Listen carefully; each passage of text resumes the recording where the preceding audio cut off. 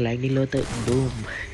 mà cả này tới đây thìยังជួយធ្វើសាកសីឲ្យផងគេកាប់មុននិ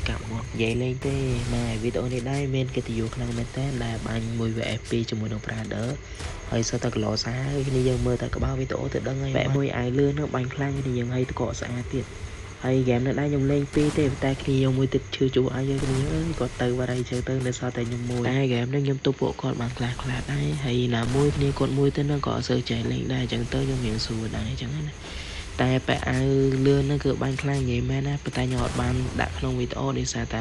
អត់ចង់ឲ្យមានវីដេអូខ្ញុំកាន់តែយូរខ្ញុំដាក់តែកន្លែងខ្ញុំបាញ់រៀងល្អមើលហើយកន្លែងដាក់បាញ់ចូលក្បាលអញ្ចឹងណានិយាយតែប៉ុណ្្នឹងទេ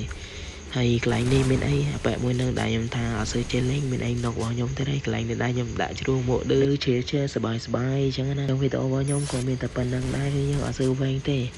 ចឹងវីដេអូក្រោយអីប្រហែលជាស៊ាំគ្នាយើងស៊ាំនឹងវីដេអូខ្ញុំបាញ់ custom មកជុំមើលអស់មកចាប់បដ ចឹងហើយខ្ញុំប្រហែលជាវីដេអូបន្ទាប់អីទៅខ្ញុំធ្វើបាញ់វគ្គរែងអីចឹងណាយល់ទៅលេងអត់សូវ